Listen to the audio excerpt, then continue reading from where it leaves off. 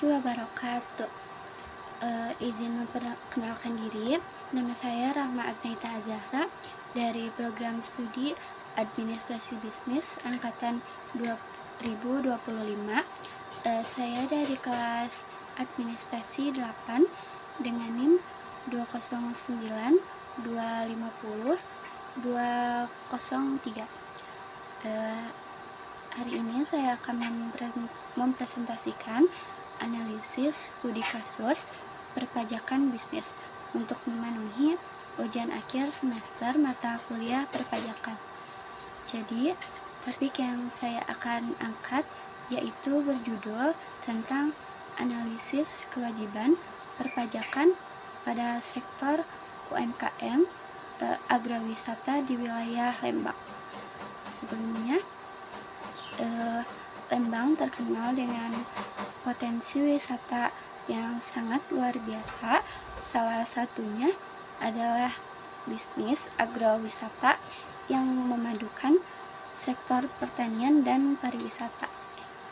Usaha yang saya analisis ini bergerak di bidang wisata petik buah, edukasi pertanian, serta memiliki fasilitas restoran dan toko-toko souvenir atau oleh-oleh, dan secara hukum usaha ini dikategorikan sebagai usaha mikro, kecil, dan menengah yang disebut UMKM.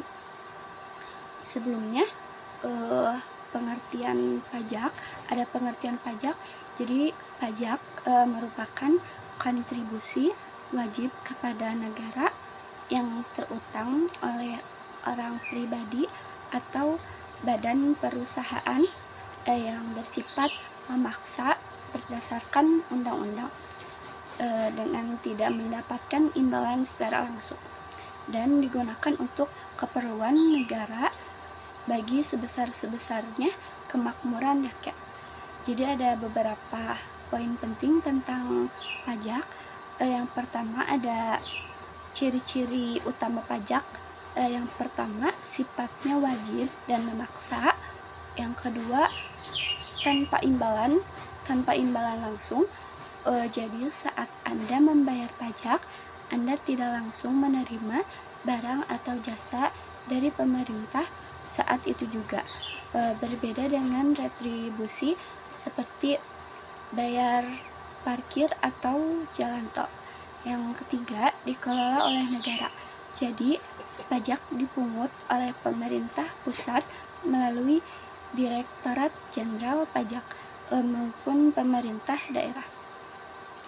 Selanjutnya, untuk kepentingan umum, uang pajak masuk ke dalam kas negara dan digunakan untuk membiayai pembangunan jalan, fasilitas kesehatan, pendidikan seperti KIP atau bantuan operasional sekolah lainnya, keamanan, hingga subsidi.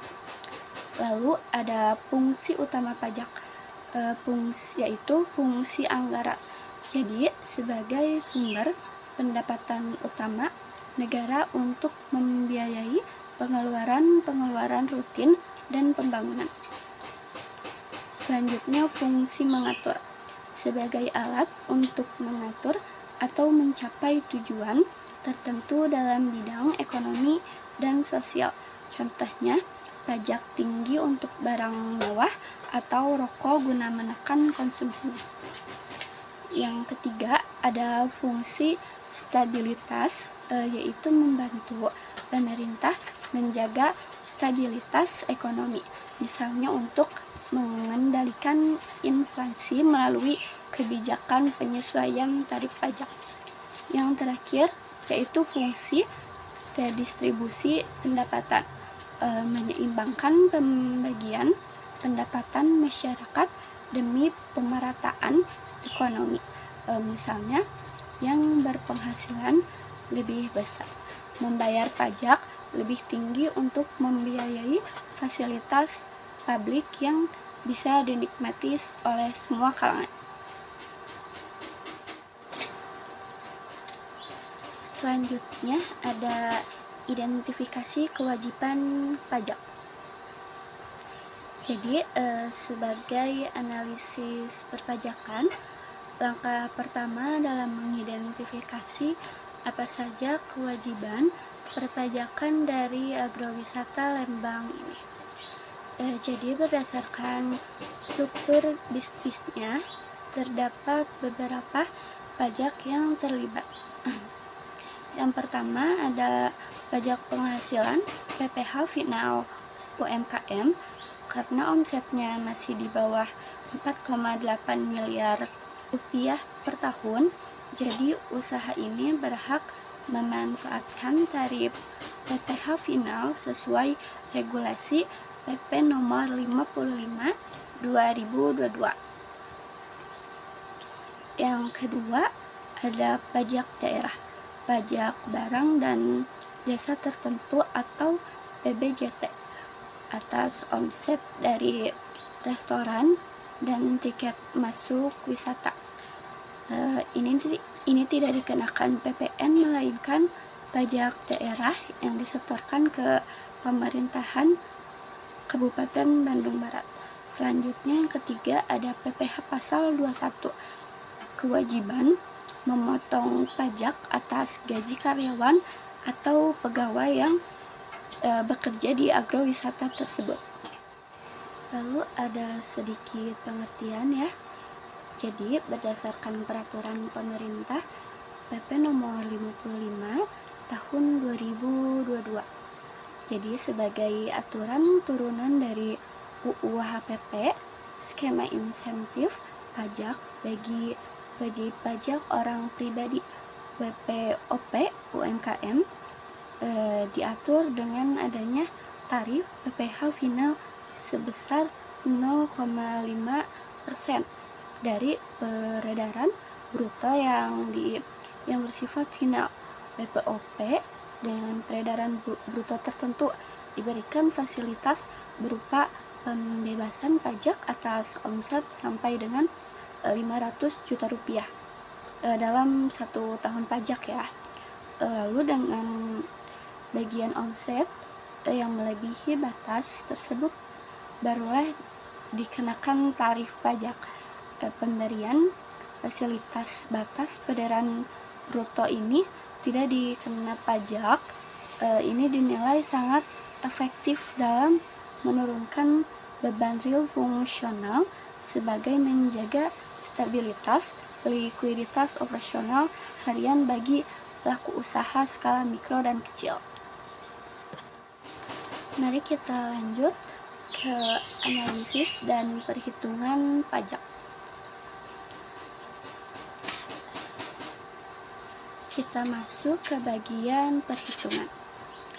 Katakanlah agrowisata Lembang ini memiliki omset atau peredaran bruto sebesar 1,2 miliar rupiah dalam 1 tahun pajak.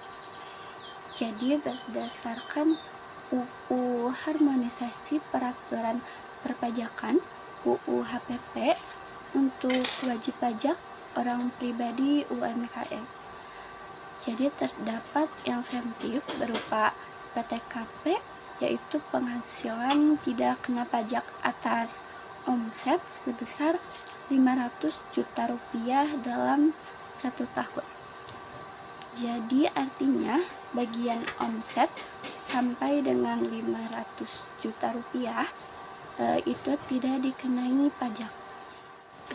Lanjut untuk perhitungannya, yaitu ada yang pertama omset kena pajaknya yaitu 1,2 miliar rupiah dikurangi 500 juta rupiah, itu jadi 700 juta rupiah ya.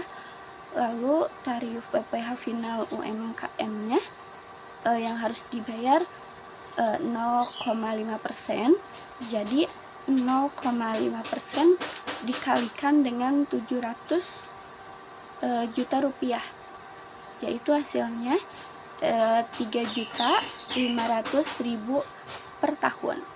Jadi pembayaran ini harus dicicil setiap bulannya berdasarkan omset April per bulan yang telah dikurangi bagian batas 500 juta tersebut. Selanjutnya teman-teman ada risiko ketidakpatuhan. Jadi risiko ketidakpatuhan ini risiko untuk orang-orang yang tidak patuh pada pembayaran pajak ya. Jadi kenapa sih kepatuhan ini itu penting? Jadi jika pelaku agrowisata Lembang ini lalai atau sengaja tidak melaporkan pajaknya, ada risiko ketidakpatuhan yang membayanginya ya, atau menghantui. Jadi menurut UU KUP dan UU HPP, keterlambatan pembayaran atau pelaporan akan dikenakan sanksi administrasi berupa bunga atau yang disebut denda yang dihitung berdasarkan tarif bunga acuan dari Kementerian Keuangan. Jadi selain sanksi finansial, risiko reputasi juga dipertaruhkan sebagai destinasi wisata yang dikunjungi publik. Jadi masalah legalitas perpajakan bisa merusak citra bisnis di mata konsumen dan mitra kerjanya sendiri. Next ya, ada strategi kepatuhan dan perencanaan pajak. Jadi untuk mengatasi risiko-risiko tersebut, saya merekomendasikan beberapa strategi kepatuhan pajak ya bagi agrowisata Lembang ini. Jadi yang pertama ada pembukuan atau pencatatan yang rapi. Jadi memisahkan dengan jelas mana omset restoran, objek pajak daerah ya, dan mana omset tiket agrowisata agar tidak terjadi salah hitung. Jadi pembukuan atau pencatatannya ada dengan jelas dan tersusun rapi antara misalnya untuk tiket restoran atau toko-toko souvenir. Jadi dalam buku yang berbeda namun jelas dan rapi. Selanjutnya pemanfaatan insentif pemerintah. Selalu update ya dengan aturan terbaru seperti batas 500 juta rupiah bebas pajak tadi agar tidak membayar pajak lebih besar dari yang seharusnya. Lalu yang ketiga ada digitalisasi pajak. Jadi menggunakan aplikasi e-billing dan e-filing yang sudah tersebar luas ya, yaitu DJP online ya, untuk mempermudah penyetoran sebelum tanggal 15 setiap bulannya.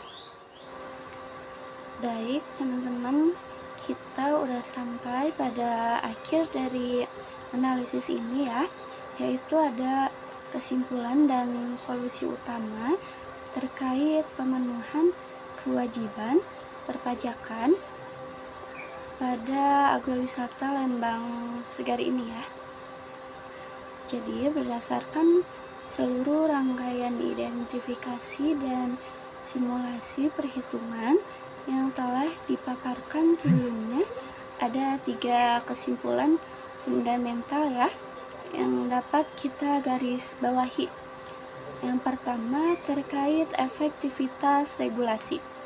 Kewajiban insentif yang dituangkan dalam Undang-Undang Harmonisasi Peraturan Perpajakan atau UUHP serta Peraturan Pemerintah Nomor 55 Tahun 2022 terbukti memberikan dampak proteksi fiskal yang sangat nyata bagi pelaku UMKM sektor agrowisata.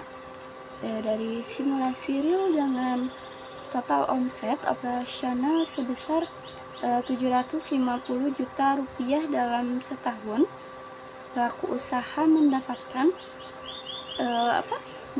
hak pembebasan pajak atas omset 500 juta pertama.